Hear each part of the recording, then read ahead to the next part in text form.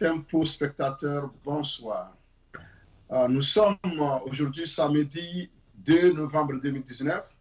Comme nous l'avions annoncé il y a de cela quelques jours, nous avons l'honneur de recevoir le pasteur Bavon qui nous joint depuis le Togo, plus précisément à Lomé, pour une conversation par rapport à la situation sociopolitique du Togo. Nous avons voulu poser 3 questions au pasteur Bavon et qui a bien voulu nous offrir des réponses ici. Et je pense que beaucoup de tempo spectateurs et tempo spectatrices attendent avec impatience les réponses aux questions qui sont pertinentes et les réponses pertinentes que nous attendons à voir du pasteur. Alors, monsieur pasteur Bavon, bonsoir et bienvenue sur le plateau de Tempo Afrique TV et plus précisément à la chronique de la semaine présentée par le professeur Moussa Issifou. Bonsoir, professeur Moussa. Bonsoir à tous les téléspectateurs et les spectatrices. Bonsoir à toute la diaspora. Bonsoir au Togo et à tous les Togolais. C'est un plaisir d'être avec vous. Merci beaucoup. C'est un plaisir aussi pour nous de vous avoir et c'est un honneur pour nous de vous avoir avec nous pour échanger de ces problèmes importants du Togo.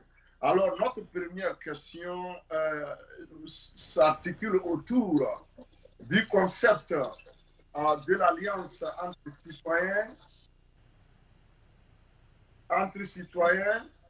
citoyens et sa nation, entre les citoyens et sa terre natale. Donc, nous avons voulu, vous inviter à approfondir davantage ce concept-là dont vous parlez depuis quelque temps.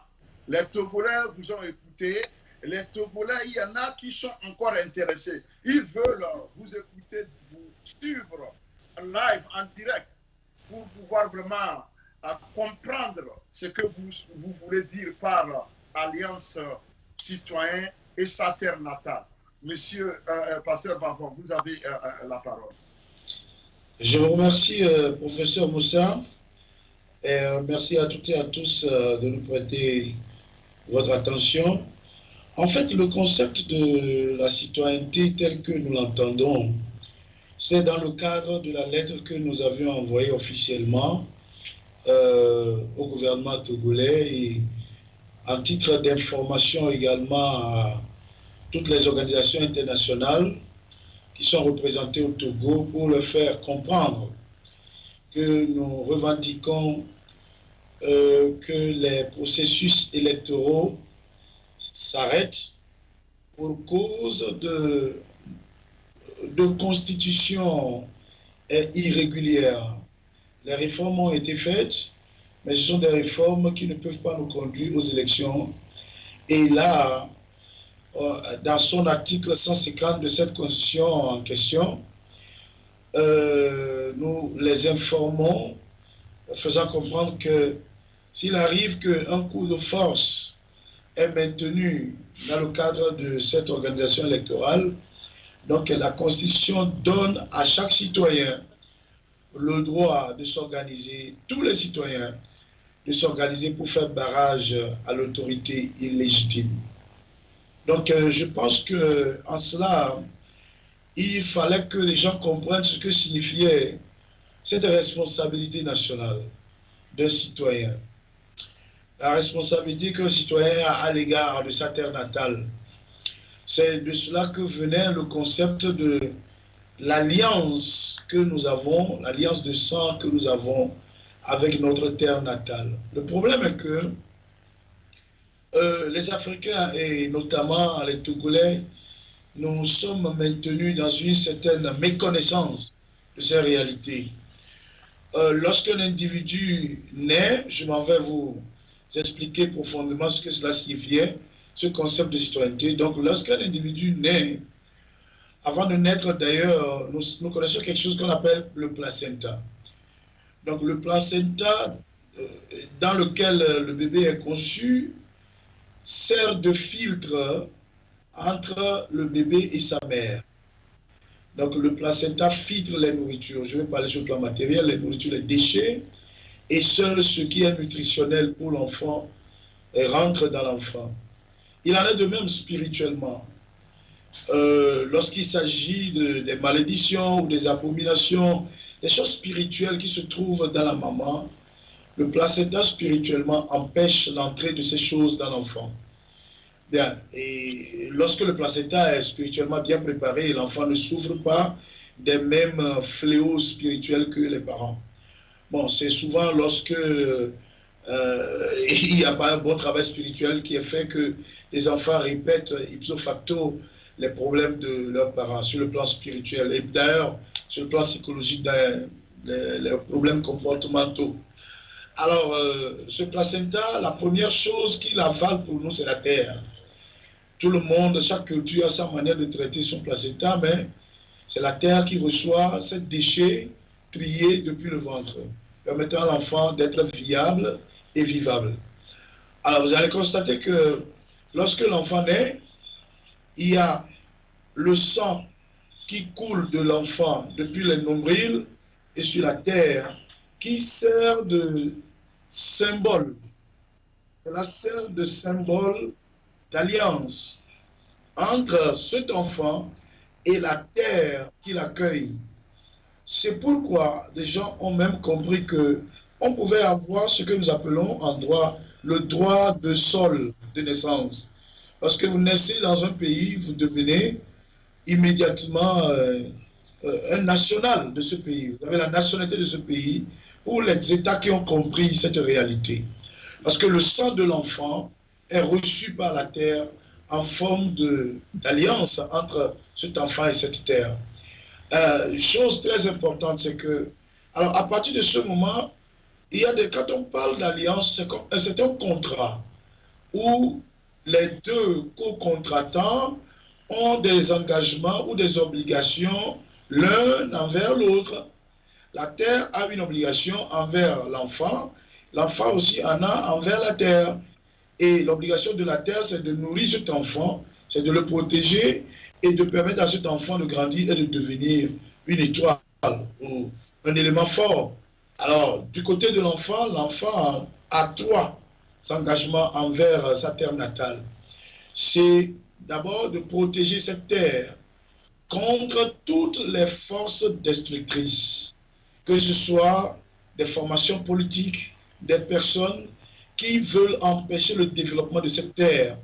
Le citoyen, en vertu de cette alliance entre son esprit et la terre, sa terre natale, il a le devoir, l'obligation de défendre cette terre contre les dévoreurs et les destructeurs.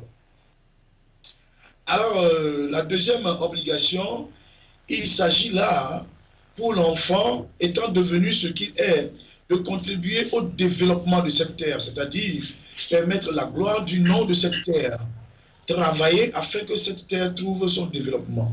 Et pour terminer, le troisième point, il appartient à chaque citoyen d'aider les autres enfants de la même terre à se développer. Lorsque vous avez vos concitoyens et vous êtes en position par la grâce de cette terre, alors, et par la nourriture que la terre vous a donnée, vous avez l'obligation d'aider les autres sans discrimination ethnique. Alors, cette alliance, au nom de cette alliance, nous devons comprendre ici que face à notre situation dans le cas d'espèce, où nous avons une constitution qui ouvre un boulevard devant le chef de l'État, une constitution dans son article 59 qui n'est pas, dans cette réforme, qui n'est pas rétroactive, qui permet au chef de l'État de recommencer un nouveau mandat. Donc, on dirait le cadran est à zéro pour lui. Donc, et au même moment, le monsieur, la Constitution lui permet d'avoir une concentration de tous les pouvoirs dans les mains, comme c'est le cas actuellement. Or, une Constitution doit d'abord permettre l'égalité entre les citoyens devant la loi. Elle doit permettre le barrage à la concentration des pouvoirs, et ne doit pas permettre à quelqu'un d'avoir le totalitarisme, parce qu'on ne peut pas être dans le totalitarisme et ne pas ou échapper à l'oppression, à la dictature, etc. Donc c'est la raison pour laquelle il faut absolument que notre constitution fasse barrage à cela. Et troisièmement, lorsqu'il s'agirait dans l'avenir de faire une réforme en matière de la limitation des mandats, comme l'article 59 le préconise, ça ne devrait pas être d'initiative politique. C'est ce que nous avons vu avec la Guinée la dernière fois. Les Guinéens ont verrouillé leur article limitant les mandats, et pourtant, une personne au pouvoir, ayant l'armée de son côté, s'est levée et a décidé de faire une réforme arbitraire quand le peuple ne le veut pas. Donc, c'est une situation que nous laissons dans la Constitution et qui risque de faire embraser notre pays demain. Donc, moi, j'étais un peu surpris de ce que les politiciens qui devaient réagir en la matière, les gens n'ont pas pu réagir parce que, pour une raison ou une autre, moi, je ne sais pas. Donc, nous sommes donnés cette responsabilité de réagir. Alors, en la matière, lorsque nous parlons de cette alliance, il était opportun de faire comprendre à tout un chacun que nous ne sommes pas dans une dynamique de parti politique. Lorsqu'il s'agit de protéger la terre togolaise, notre terre natale, il s'agit d'une obligation d'esprit. Parce que lorsque cette obligation est méconnue, la terre étant une chose vivante, elle est une énergie, elle est un esprit qui nous protège, un esprit qui vit avec nous.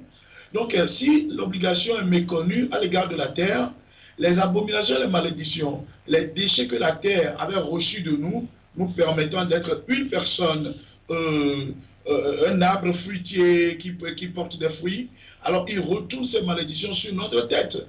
Et ce qui s'explique, bon, je dirais plutôt ce qui explique les difficultés que certains citoyens traversent dans les pays étrangers. Ils pensent que leur terre a trop de problèmes, il faut chercher un paradis ailleurs, et quand ils s'en vont, ils sont esclaves à des peuples plus austères, ils sont dans des difficultés parce qu'ils ne savent pas qu'ils ont méconnu leur obligation à l'égard de leur terre. Donc, il était obligatoire pour nous de faire comprendre aux Togolais que, je dirais, la concurrence, la compétition entre les partis politiques pendant longtemps a divisé notre nation. Nous n'avons jamais eu un État-nation. Parce que l'ethnocentrisme, le repli identitaire ont pris le dessus à cause du multipartisme que nous avons embrassé avant d'embrasser la démocratie. Donc, il était opportun de faire comprendre aux gens que ce combat que nous allons livrer n'est pas un combat de parti politique, ce n'est pas un combat pour la promotion d'un chef de parti politique, ni pour la promotion d'une couleur quelconque, mais ici, c'est que nous puissions nous rassembler en tant que citoyens, sans distinction d'ethnie, sans distinction de langue, sans distinction de lieu, etc. Mais nous allons embrasser notre citoyenneté togolaise et agir au nom de cette citoyenneté, parce que c'est une seule alliance nationale qui nous unit en tant que peuple, et nous allons agir en fonction de cette alliance pour pouvoir faire barrage à ce coup de force électoral. Je m'arrête là-bas pour le moment. Merci, Pasteur Vavon, pour la clarité avec laquelle vous avez répondu à la question posée. Vous avez mentionné que, entre-temps, la cité est en danger, mais les politiciens n'ont rien dit. À la chronique de la semaine, nous avons tiré la sonnette d'alarme plusieurs fois. Et nous nous sommes posé la question de savoir pourquoi les politiciens ont peur de dénoncer ce qui est en train de mettre tout le monde en danger. Alors, on passe. La réponse à cette première question, n'est-ce pas, nous conduit à la deuxième directement. Bon nombre d'observateurs de la scène politique togolaise, qu'ils soient à l'étranger ou au niveau national, s'accordent à dire que si rien n'est fait pour arrêter le régime de Faure dans sa volonté d'aller contre vents et marées à ces élections sans un minimum de transparence, le Togo risque de connaître des lendemains pires que ce que nous avons connu. Est-ce que vous partagez cette observation? Et si c'est le cas, pourquoi pensez-vous que ceux qui pensent ainsi auraient raison? Absolument, je partage cet avis dans la mesure où, au vu des situations actuelles, il est clair que nous allons traverser deux dangers si nous n'arrêtons pas cette hémorragie. En fait, le premier danger, bon, c'est que les dangers sont soit d'un côté, soit de l'autre. Nous aurons à choisir.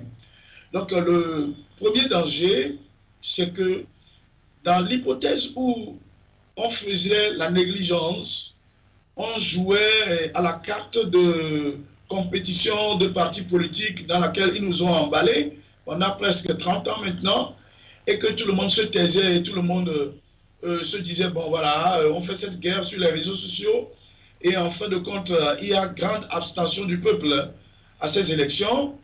Alors, ce qui serait un avantage glorieux pour le parti au pouvoir. Le problème est que lorsque ce parti revenait au pouvoir, vous allez constater que la situation actuelle que nous vivons, la misère, la souffrance, la difficulté, les prix exorbitants des denrées de base, le riz, dont la mesure était à 150 francs, est arrivé à 350 francs aujourd'hui. Vous avez une inégalité des prix dans les marchés. Vous allez dans une boutique, vous avez le même produit qui ne coûte pas le même prix ailleurs. Vous avez la pharmacie, la différence des prix ailleurs. Qu'est-ce qui cause cela? C'est l'inégalité fiscale qui cause ça. Lorsqu'il y a certains individus qui amènent des produits et qui ne paient pas de taxes, et qu'ils viennent faire concurrence avec ceux qui paient la taxe, alors ils sont obligés de casser les prix pour pouvoir avoir la domination sur le marché. Et qui est-ce qui paie cela? C'est le Togolais qui paie. Donc c'est la raison pour laquelle il y a un grand danger qui est devant nous si nous faisons la négligence et le je m'en foutisme et laisser le pouvoir faire les choses selon son plan. Alors, les années devant nous seront des années très dures. Les Togolais vont beaucoup souffrir. Et l'oppression, la violence, tout ce que nous avons connu jusque maintenant, et c'est des choses qui vont augmenter. Ce ne sont pas des prophéties de malheur, mais ce ne sont que des analyses claires de toute personne qui veut vraiment faire face aux faits, faire des diagnostics et savoir où se trouvent les problèmes et comment y remédier. Donc aujourd'hui, de l'autre côté, le danger serait que si nous ne faisons rien, d'une manière ou d'une autre, il y a certaines personnes qui diront nous devons faire quelque chose. Et là, on aurait donné triple victoire à M. Faure Gnassingbé. D'abord, la victoire de M. Faure Gnassingbé sur les opposants qui s'étaient levés contre lui. Je ne vais pas parler des opposants qui ont roulé pour lui dans les mouvements du 19 août, etc. Parce qu'il y a des gens qui ont roulé pour lui en coulisses.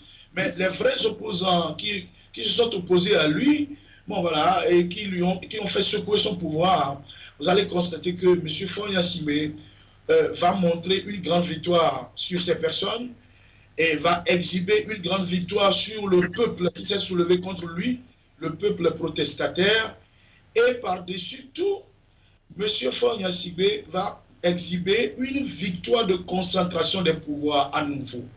Boulevard devant lui pour encore peut-être 20 ans ou 25 ans, soit lui-même il se présente ou avec des dauphins, mais ce sera toujours le même système. Et l'esclavage national du Togolais sera endurci. Donc c'est la raison pour laquelle, des deux côtés, dans cette situation, de ce côté plutôt, vous allez voir qu'il y a certaines personnes qui ne vont pas accepter la situation et ils vont tout de suite chercher absolument à réagir. Et on ne veut pas peut-être la violence dans le pays pour nous en sortir, mais il y a d'autres moyens. Et mais c'est maintenant qu'il faut agir et stopper cette hémorragie. Sinon, nous sommes dans l'étau, quoi, des dangers d'un côté et d'un autre. Voilà.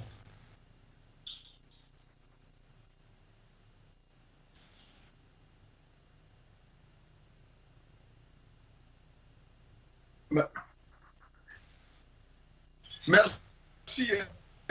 Qui, n'est-ce pas, a posé plus de problèmes parce que nous n'avons pas pu obtenir la démocratie justement parce que les militants des partis ici de ce multipartisme-là se sont transformés plus ou moins en, en adeptes, n'est-ce pas, des créateurs, des fondateurs de ces partis-là qui se comportent comme des gourous.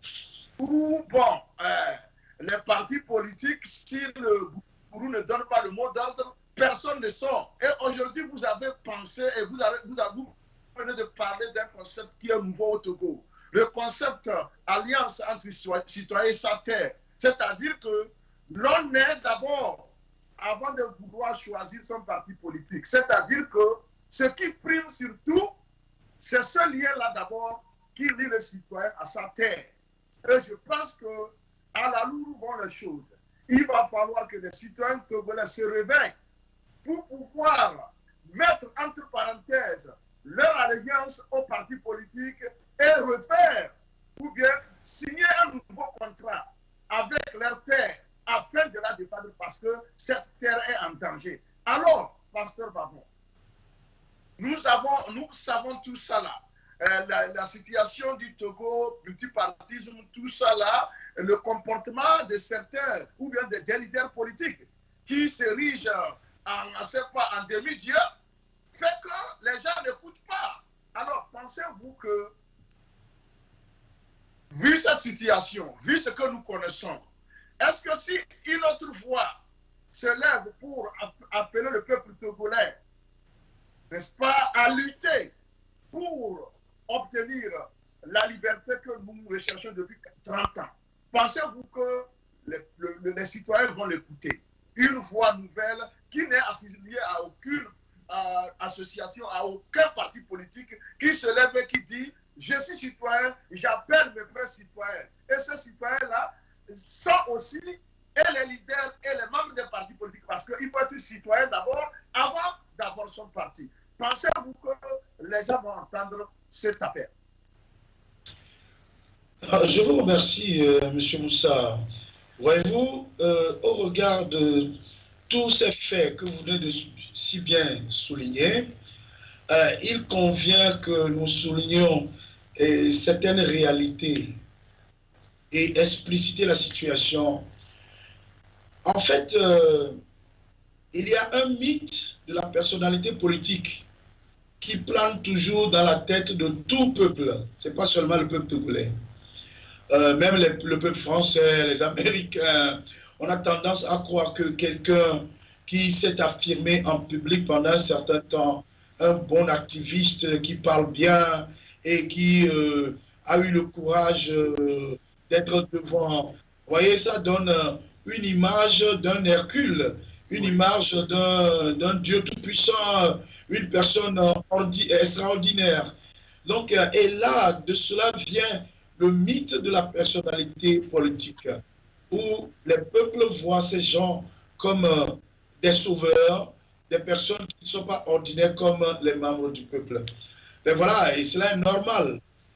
Et là, normalement, les politiciens doivent jouir de ce mythe de la personnalité politique pour pouvoir diriger le peuple, aider le peuple et libérer le peuple.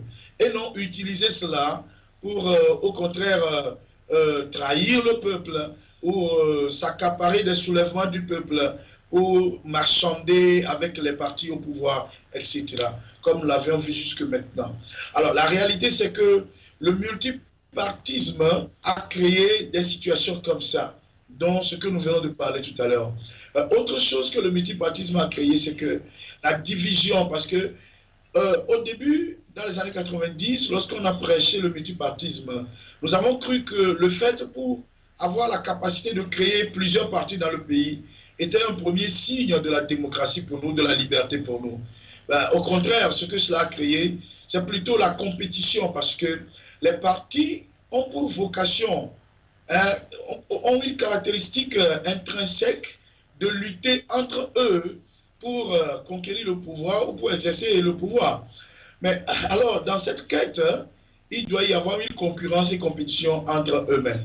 Et ils ont drainé le peuple qui, par sympathie ou par affiliation, sont arrivés à être leurs militants. Et le peuple, entraîné dans cette concurrence, est devenu un peuple qui ne se connaît plus, mais divisé. Les gens de la même famille, à cause des partis politiques, ne peuvent plus se parler. On ne peut plus s'entendre en tant que Togolais.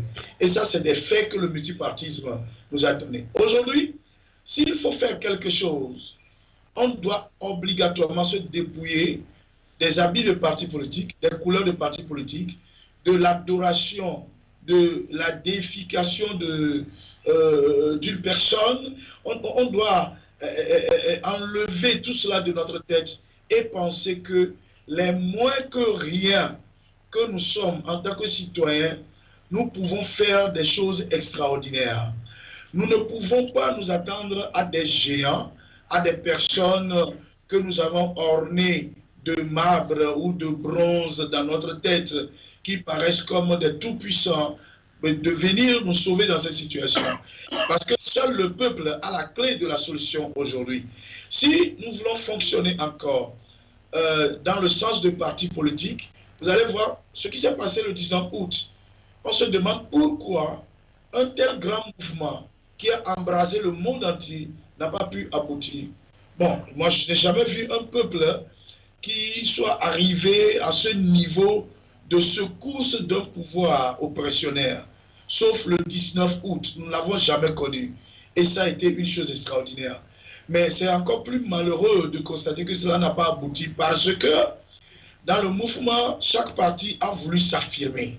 Et en voulant s'affirmer, on renforce plutôt l'esprit de la compétition. Et dans cet esprit de compétition est née la trahison, est née les coups bas que nous avons connus dans le dialogue. Et en fin de compte, le départ précipité de Maître Salifou Atchadam, la dislocation de la C14 et ses suites. Oui, justement, je pense que nous voyons clairement ces erreurs-là qui nous ont conduit là où nous sommes. Et je pense qu'il faut toujours peut-être avoir l'espoir qu'on pourra surmonter ces erreurs-là pour pouvoir nous ressaisir. Nous avons une quatrième question qui me tient à cœur, Pasteur Barbon. Depuis avant-hier, le parti au pouvoir a multiplié des actions. Ce que moi j'ai qualifié d'attaque sur trois fronts. D'abord, c'est le président de la CENI qui a annoncé la couleur en annonçant 3 jours pour la révision des listes électorales. Et le lendemain, le président de la Cour constitutionnelle a annoncé ses couleurs en parlant de la fin du mandat de Faure et des élections, de la nécessité d'organiser des élections 75 jours avant ou 60 jours après. Et en troisième position, Faure lors du rapport Doing Business ou bien de la célébration du classement par rapport favorable par rapport au Togo, de Doing Business, Faure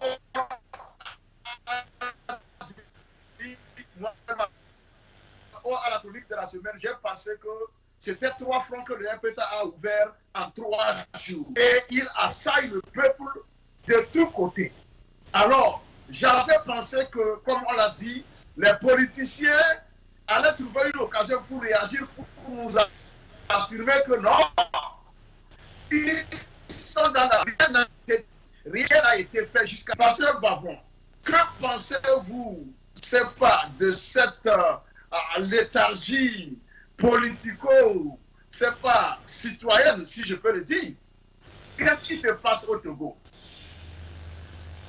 Alors, absolument, vous avez eu raison. En un mot, moi je dirais que ces agitations du côté du pouvoir constituent une manière d'annoncer non seulement la candidature du président de la République, M. Faure Sibé, contrairement aux souhaits du peuple qui ne se représente plus. Et deuxièmement, pour annoncer le calendrier des organisations électorales sous une forme à ne pas permettre une élection démocratique. Bien, pourquoi les choses ont été comme cela? Je vais faire comprendre d'abord que les dates ont été bien choisies pour nous faire comprendre que si le peuple togolais a quelque chose à faire maintenant, là, il pourra commencer par penser, parce que nous avions dit la dernière fois que si s'ils lancent leur calendrier, alors le peuple aussi aura à faire ce que les citoyens pourront faire. Donc effectivement, c'est une certaine manière d'annoncer psychologiquement au peuple que ils ne sont pas des inquiétudes réelles pour le pouvoir et que le pouvoir n'a pas peur de leurs revendications et tout cela, ça ne peut pas leur empêcher de dormir. Bon, c'est une manière d'affirmer que ce sont eux qui sont au pouvoir et qu'ils vont faire ce qu'ils veulent. Bon, dans le fond du sujet, la problématique de fond, c'est que est-ce qu'une élection présidentielle, après des réformes, ils ont dit qu'ils ont fait des réformes, est-ce qu'une élection présidentielle serait normalement organisée sur le fond d'une liste électorale qui a été élaborée pendant une crise, lorsque tout le monde n'était pas d'accord d'aller à des élections, etc. Si on veut vraiment apaiser un pays, est-ce qu'on ne doit pas faire un nouveau recensement? Si on a vraiment la bonne foi de conduire le pays et on est sûr de gagner une élection démocratique. Je suis profondément scandalisé par le comportement du pouvoir de Lomé II. Pourquoi? Parce que moi je croyais que le parti au pouvoir allait démontrer aux Togolais une forme d'auteur d'esprit en demandant un recensement, une certaine manière de présenter les choses. Cela veut dire que notre pouvoir ne sait que faire des coups de force. Notre pouvoir ne fait que des coups de force.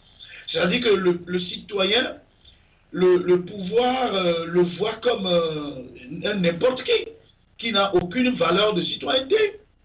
Donc les revendications, d'une manière pacifique, qui ont été faites depuis, si malgré la démarche pacifique, le pouvoir défie le peuple et montre au peuple qu'il ne signifie rien à ses yeux, je me pose la question, et dans quel régime veulent-ils qu'on soit? Cela veut dire en même temps, c'est une manière de dire, expliquer au peuple togolais que il est clair que nos dirigeants sont en train de nous montrer la couleur de ce qui arriverait si on commettait l'erreur de les laisser venir au pouvoir en 2020.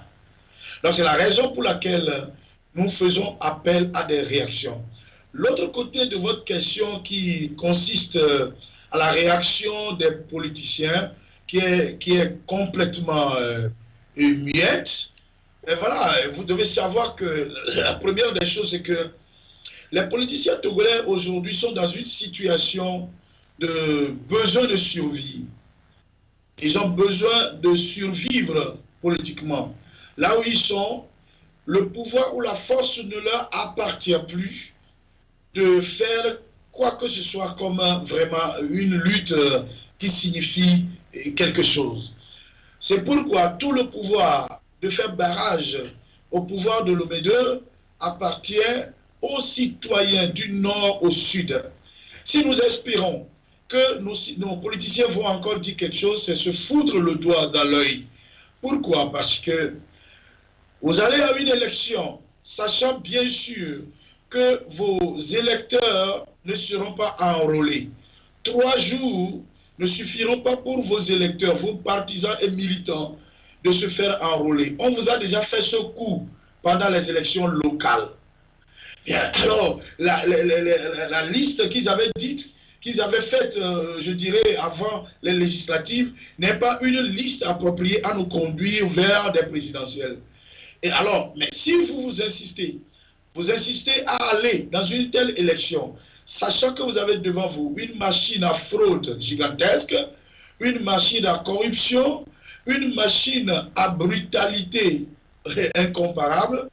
Et malgré tout cela, vous n'avez pas de garantie, il n'y a pas de mécanisme, vous n'avez pas de stratégie, vous n'avez pas de moyens pour garantir une certaine quelconque victoire pour le peuple. Cela veut dire que malgré ça, vous y allez, vous êtes en train de dire clairement qu'il y a eu un consensus quelque part dont l'intérêt ne va que dans votre sens et qui ne prend pas en compte l'intérêt du peuple en général.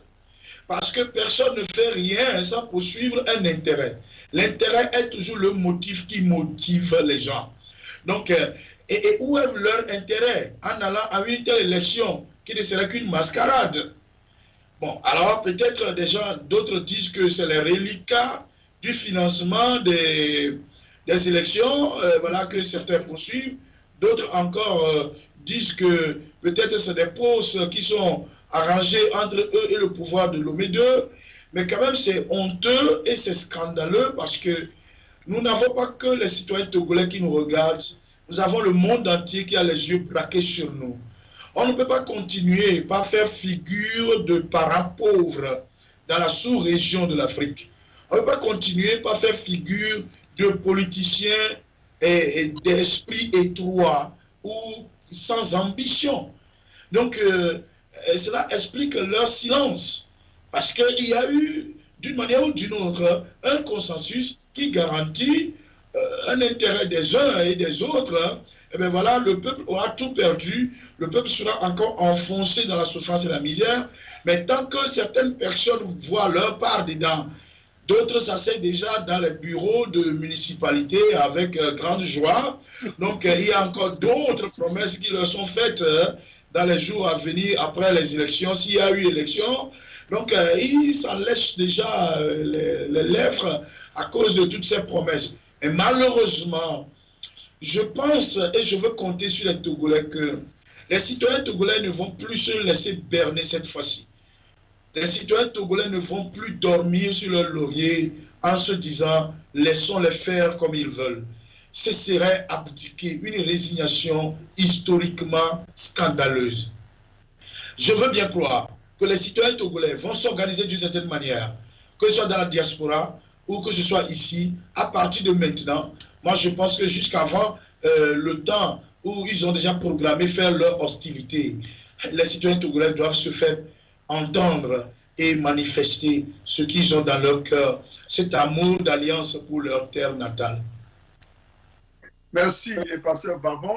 Moi, je pense vraiment, je suis d'accord avec vous, que les citoyens doivent court-circuiter, n'est-ce pas, le RPT et unir dans leur, c'est pas, désir macabre d'apporter ou bien d'inviter une fois encore la violence dans notre pays. Moi, personnellement, je pense que une candidature, une quatrième candidature de force, si elle passe, va devenir ce que je vais nommer désormais une honte nationale. Ça sera une honte nationale qu'il faut à tout prix empêcher. De toute façon, au niveau de la diaspora, nous avions fait une promesse au peuple togolais il y a de cela 2 ans. Nous avons dit que même si tout le monde abandonnait, même si les citoyens togolais abandonnaient cette lutte, nous n'allons pas l'abandonner parce que nous avons honte d'avoir honte tout le temps. Pas plus qu'hier, on nous a dit, je pense que ça venait d'Africa 24, que les présidents Macron et Trump ont demandé à Alassane Ouattara de ne pas penser à une troisième candidature. Les gens m'ont appelé ici pour me demander, professeur, mais pourquoi les autres pays sont écoutés et nous ne le sommes pas? J'ai dit, mais vous connaissez notre situation, nous Togolais, nous sommes nous-mêmes notre obstacle. Mais si on nous fait tout, on nous égorge, on nous tabasse, on nous tue, on nous affame, ça ne nous dit rien, mais ce n'est pas Trump ou Macron qui viendront nous dire, bon, réveillez-vous, refusez cela. Mais quand ils vont nous voir debout en train de refuser, ils seront obligés d'appeler les usurpateurs et leur dire, s'il vous plaît, nous ne voulons plus de troubles dans le monde. Je pense que c'est ce qu'il faut faire et je pense que ce peuple est suffisamment mûr pour savoir où se trouvent ses intérêts. À votre mot de paix, pasteur Babon. Alors, je vous remercie, professeur Moussa, je remercie toute l'équipe de votre chaîne. Je remercie les unes et les autres qui nous ont écoutés ce soir. Je voudrais dire à tous mes chers compatriotes togolais et togolaises que ce n'est pas encore fini pour nous. Ce n'est pas encore fini pour nous. Ceux qui sont découragés, ceux qui sont désespérés, ceux qui pensent qu'il n'y a plus rien à faire, ils se trompent énormément. Parce qu'il y a encore plusieurs moyens par lesquels nous pouvons faire barrage à ce coup de force, à cette hostilité dans notre pays. On ne doit plus avoir honte, comme vous l'avez dit, on doit avoir honte d'avoir toujours honte. Et effectivement, moi j'encourage chaque citoyen à mettre la main à la pâte, à contribuer de ça tel qu'il pourra le faire, afin que nous puissions ensemble nous joindre, parce que ce n'est pas le travail d'une seule personne cette fois-ci, c'est le travail de tout un chacun de nous, même les personnes dans les milieux ruraux et ceux qui sont dans les grandes villes et dans la diaspora également, afin que nous puissions montrer encore au monde entier que les Togolais n'ont jamais été lâches. Et c'est vrai que le régime de M. Faure Gnassingbé croit fermement que les Togolais ont peur de lui, que les Togolais sont devenus abattus et qu'ils ne peuvent plus rien faire. C'est pourquoi vous allez voir qu'il y a quand même une forme de relaxation à leur niveau, mais la réalité c'est qu'il faut que les Togolais soient déterminés à surprendre et à faire l'impossible. Bien sûr, nous sommes des moins que rien, nous n'avons pas de force, nous n'avons pas de moyens, mais notre volonté est déjà plus puissante que toutes les armées du monde. Et c'est ce que nous devons mettre en application. Je vous remercie beaucoup. Merci beaucoup, Pasteur Barbon. Merci pour cet entretien combien intéressant. Je pense que les Togolais ont été suffisamment informés et désormais ils savent, n'est-ce pas, où se trouve leur intérêt. Je vais profiter de cette occasion pour annoncer que la semaine prochaine, notre émission, n'est-ce pas, va se charger de déconstruire la propagande que le régime RPT est en train de faire autour du classement de Doing Business. Alors, je prends rendez-vous avec vous. La chronique de la semaine va déconstruire la propagande que le régime RPT a lancée autour du classement de Doing Business. Alors, rendez-vous est pris pour samedi prochain à samedi. Alors, bonsoir à tout le monde. Je vous aime tous. Merci.